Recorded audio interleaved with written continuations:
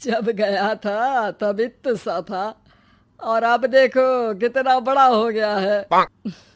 हाँ सरपंच जी, जब मैं गया था तब आप भी बहुत जवान थे और अब देखो कितने बूढ़े हो गए हैं आप। चलो चलो, बढ़िया है। बच्चा घर वापस आ गया। इसी खुशी में आज रात पार्टी होगी।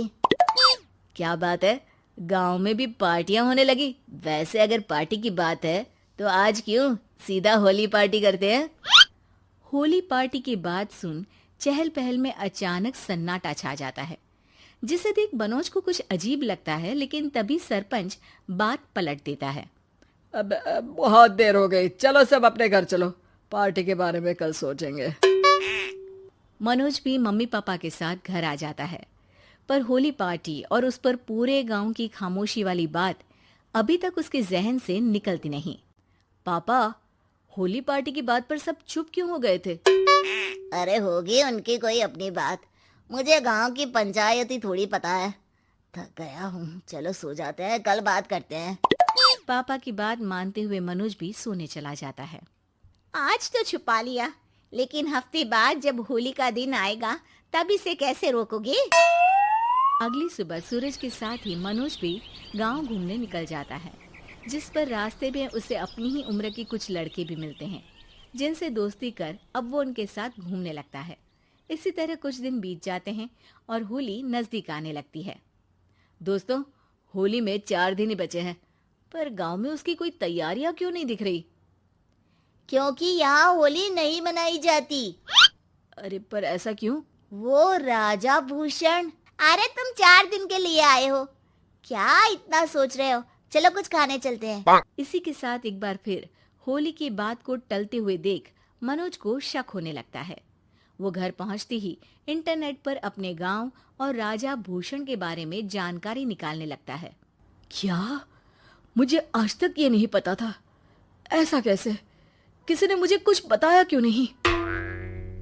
सारी जानकारी लेने के बाद मनोज गांव वालों या अपने मम्मी पापा से कुछ पूछे बिना खुद ही उसकी सच्चाई के बारे में छानबीन करने लगता है, जिसके चलते वो राजा भूषण की हवेली में पहुंचता है। वाह, क्या हवेली है यार। पर क्या यहाँ सच में कोई भूत है? हेलो भूत जी, कोई है क्या? हम इस साल गांव में होली सेलिब्रेट कर रहे हैं, क्या आप उस पर थोड़ा इंटरव्यू देंगे? मनोज के ऐसा बोलते ही गांव में तूफान उठ जाता है और हवेली में रखी सारी चीजें हिलने लगती है। एक अदृश्य शक्ति मनोज को धक्का देकर हवेली से बाहर निकाल दरवाजा बंद कर लेती है। ये सब देख मनोज हैरान रह जाता है। क्या अभी मुझे हवा ने धक्का देकर बाहर निकाल दिया? मेरे होते हुए इस गांव में कभी होली नहीं बन सकती, इसलिए दोबारा ऐसी कोशिश भी मत करना, अंजाम बुरा होगा। आवाज सुन मनोज हैरानी से इधर उधर देखने लगता है, पर उसे कोई दिखाई नहीं देता। वो गांव वापस आ जाता है, जहां तूफान की वजह से सब कुछ तहस महस हो चुका होता है। आखिर ये तूफान आया कैसे? ना ऐसा कोई मौसम था और ना ही हमने होली का त्योहार मनाने की बात की थी। सरपंच की बात पर कोई रिएक्शन दिए बिना मनोज चुपचाप अपने घर चला जाता है। इस तरह देखते ही देखते होली का दिन भी आ जाता है और मनोज रंग लेकर गांव में निकल जाता है, लेकिन गांव पूरी तरह खाली होता है। अरे त्योहार का दिन है, धूमधाम की जगह मातम क्यों मनाया हुआ है? मनोज की आवाज सुन सब अपने घर की खिड़कियां खोल के घर के अंदर से ही उसे वापस जाने के लिए कहने लगते हैं, पर वो किसी की नहीं सुनता। तुझे पहले भी समझाया था, अगर होली खेलने की कोशिश भी की तो अच्छा नहीं होगा। अरे बात मान लो बेटा, तुम्हें सच नहीं पता। मुझे सब पता है।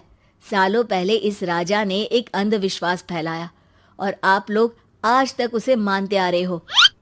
अरे बेटा, जब तुम पैदा भी नहीं हुए थे उससे भी बहुत पहले से इस गांव पर होली का श्राप है। अगर गांव में होली का त्योहार मनाया जाता है तो प्रलय आना पक्की बात होती है। राजा भूषण इस सब में नहीं मानते थे और त्योहार मनाने लगे, जिसके चलते होली वाले ही दिन पहले उनके बेटे की और फिर उनकी मृत्यु हो गई। तभी से गांव की रक्षा के लिए उनकी आत्मा उस हवेली में रह रही है। सबकी बातें सुन मनोज उलझन में पड़ जाता है। सोचना भी मत मनोज, अगर तुमने इस परंपरा को तोड़ने की कोशिश भी की तो उसका परिणाम इस गांव और गांव के लोगों के लिए अच्छा नहीं होगा। मुझे भी यकीन नहीं हो रहा कि आप लोग एक बेतुकी बात को मानकर सालों से रंगों के त्योहार को मातम की तरह मनाते आ रहे हो।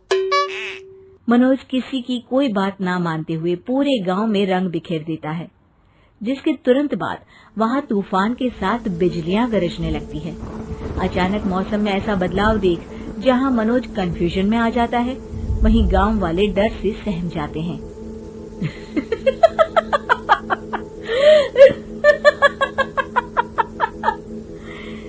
इस लड़के ने हमारे जैसे सिर्फ अपने स्वार्थ के लिए नहीं बल्कि पूरे गांव की खुशियों के लिए यहाँ होली मनाई है, जिस वजह से अब इस गांव पर होली का श्राप टूटता है। ऐसा बोलकर राजा का भूत वहां से गायब हो जाता है, जिसके बाद गांव के लोग धूमधाम से होली मनाते हैं। खुशियों के रंग गांव में बिखरे ही होते हैं कि अगली सुबह